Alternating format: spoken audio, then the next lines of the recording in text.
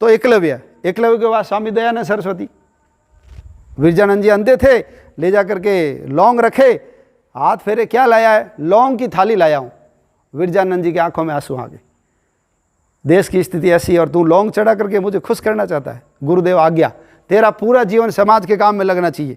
और हम सब जानते हैं दयानंद सरस्वती 1857 की क्रांति, वो तो थोड़ा सा मंगल पांडे ने जल्दी कर ली, नहीं तो 1857 में सारे अंग्रेजों को एक ही दिन में पूरे भारत में मारने की योजना थी।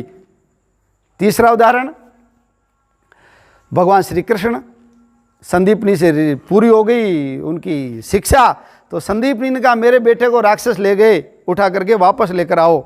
भगवान गए, शंखासुर को मारा और वहाँ से उनके बेटे को मुक्त करवा करके लाके दिया। वो पांचजन्य शंख भी भगवान को वहीं मिला। द्रुपद, नाम सुना द्रुपद, द्रोणाचार्य। ये द्रोणाचार्य और द्रुपद दोनों एक ही पाठशाला में पढ़ते थे, गुरुकुल में। बातें करते थे बच्चे, हम भी करते थे ना बातें। ये कहता था मैं बड़ा होकर ऋषि बनूंगा, यानी शिक्षक बनूंगा, और उसने कहा मैं तो राजकुमार हूं, मैं राजा बनूंगा। तो द्रुपद ने कहा देख मैं राजा बनूंगा ना, तो मेरा पक्का दोस्त है, आना मेरे पास, मैं तेरे को मेरा आधा राज्य दे दूंगा। बातें पूरी हो गई, ये राजा बन गया, ये शिक्षक बन गया। और हमारे यहाँ पहले शिक्षक सब निर्धनी होते थे, पता है ना आपको। हम कहानी सुनते ना, एक गरीब ब्राह्मण था। क्यों बोलते हैं ऐसा? ये इसलिए बोलते हैं कि हमारे यहाँ जो शिक्षा थी ना, वो सरकार के अधीन नहीं थी। आज सरकार के अधीन शिक्षक हैं, अकबर महान पढ़ाना पड़ता है। ये शिक्षा सरकार के अधीन है, महावीर स्वामी मांस खाते थे, पढ़ाना पड़ता है।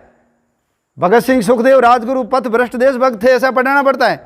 महाराजा सूरजमल जाट जो आगरा और दिल्ली का पूरा हाईवे लूटने का काम, ऐसा पढ़ाना पड़ता है। कारण शिक्षा किसके अधीन है? सरकार के।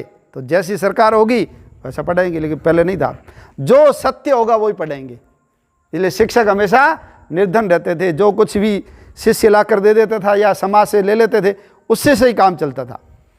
तो द्रोणाचार्य कितना गरीब, इतना गरीब कि उनका बेटा अश्वत्थामा जब बच्चों के साथ खेलता था तो बच्चे बोलते थे कि देखो हमने आज गोरस पिया है, ये देखो हमारे होठ पे दूध लगा हुआ है सफ़ेद सफ़ेद। तो ये भी आके माँ को कहता था माँ मुझे भी गोरस पिलाओ। अब उसकी पत्नी, गाय नहीं घर में तो लाए कहाँ से, तो आटा गोल करके उसको ऐसे पिलाती थी कि ये ले पी ले। और ये जाकर कहता देखो मैंने भी आज गोरस पिया। बच्चे कहते हैं तो आटा है। अब बच्चे के कारण माँ भी दुखी, तो इन्होंने कहा आपका मित्र था द्रुपद, उसे गाय मांग के लाओ ना। इसने कहा नहीं नहीं मैं मांगा मांगी नहीं करता। बहुत ज़्यादा कहा तो ये मांगने के लिए गए। और जब द्रुपद के पास गए तो द्रुपद ने पहचानने से मना कर दिया। तेरे को यदि गाय चाहिए तो ये देखो लाइन लगी हुई ना भिखारियों की, उसमें खड़ा हो जा, तेरे को एक गाय नहीं मैं 100 गाय दे दूंगा। और इसके मन में चोट लगी, मैं अब भारत का सबसे बड़ा धनुर्धारी और मेरे को भिखारियों की लाइन में खड़ा करता है, तेरे को मजा चखाऊंगा मैं। और ये वापस आया और हमारे शिक्षक की मर्यादा पहली बार तोड़ने का काम द्रोणाचार्य ने किया। और उन्होंने ट्यूशन पढ़ाना शुरू किया, किसको? पांडवों को और कौरवों को। कहाँ पर जाकर के? उनको गुरुकुल में नहीं बुलाया, ये खुद जाकर राजमहल में रहने लगे और वहाँ इन्होंने वो सारा सिखाना शुरू किया। और जब ये बड़े हो गए तो गुरुदक्षिणा में क्या चाहिए? द्रुपद को बंदी बना के लाके दो। दुर्योधन वगैरह तो गए, लेकिन द्रुपद वीर था, इसको मार पीट के भगा दिया। लेकिन पांडव गए तो इनको पकड़ करके उनके चरणों में ला करके डाल दिया। तो ये उदाहरण है। तो अब इन उदाहरणों से एकलव्य का अंगूठा, विरजानंद जी को दयानंद जी ने अपना जीवन दिया। फिर भगवान श्री कृष्ण ने संदीपनी ऋषि को उनका पुत्र ला करके दिया और पांडवों ने द्रुपद को बंदी बना करके द्रोणाचार्य को ला करके भेंट किया। तो अब इन बातों से बताइए कि ये गुरु दक्षिणा विषय किसका है, गुरु का है या शिष्य का है? गुरु दक्षिणा किसका विषय, गुरु का विषय या शिष्य का विषय? अब आप मेरे को बताइए कि एकलव्य ने अपना अंगूठा अपनी मर्जी से काट के दिया, गुरु के कहने से काट के दिया? बोलो। मर्जी से दिया या गुरु ने कहा मुझे अंगूठा चाहिए? गुरु ने कहा। और हमारे जैसा होशियार यदि चेला होता ना तो समझ जाता गुरु अंगूठा कटा रहा, साला तीर कैसे चलाऊंगा। तो गुरु जी कहता गुरु जी अंगूठा चाहिए, पैर का काट के दे देता हूँ, 2 दे देता हूँ, खुश हो जाओ आप। लेकिन उन्होंने कहा नहीं, दायां हाथ का नहीं, दायां हाथ का ही दिया। भगवान श्री कृष्ण ने शंखासुर को मार करके संदीपनी के बेटे को वापस लाके दिया अपनी मर्जी से, गुरु के कहने से। दयानंद सरस्वती ने अपना जीवन दिया विरजानंद जी के कहने से या खुद ने सोच लिया? खुद ने तो लौंग दिए थे ला करके। किसके कहने से? गुरु के कहने से। और ऐसे ही पांडवों ने द्रुपद को बंदी बना करके लाके दिया, किसके कहने से?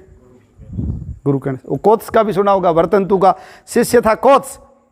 गुरु को ज्यादा आग्रह किया तो उसने कहा मेरे को 14,000 सोने की मोहर ला करके दे।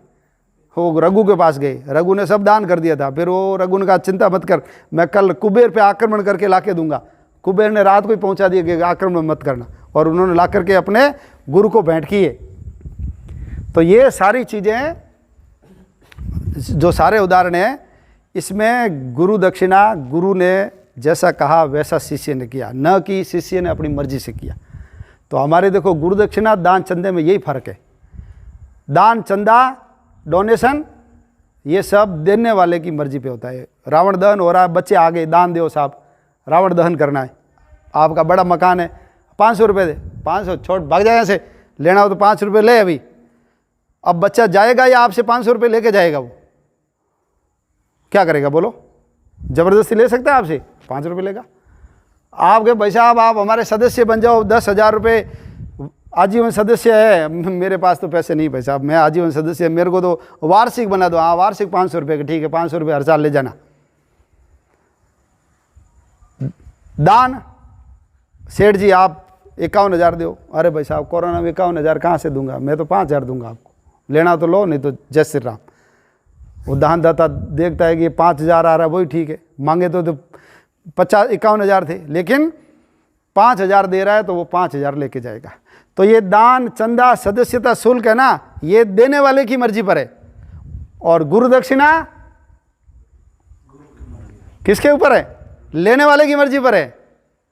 दान चंदा जो देने वाला उसकी मर्जी पर, वो मर्जी आया तो 51,000 देगा, मर्जी आया तो 5,000 देगा। लेकिन गुरु दक्षिणा लेने वाले की मर्जी पर है, लेने वाले की। दान लेने वाले की मर्जी पे नहीं है कि तुम मांगेगा कितना उतना मिल जाएगा, जरूरी नहीं है। लेकिन गुरु दक्षिणा देने वाले की मर्जी पर है। तो ये अपने को स्पष्ट होना चाहिए, ये शिष्य का विषय नहीं है। गुरु दक्षिणा किसका विषय है? किसका विषय है? गुरु का। अब तो बोलो, गुरु का।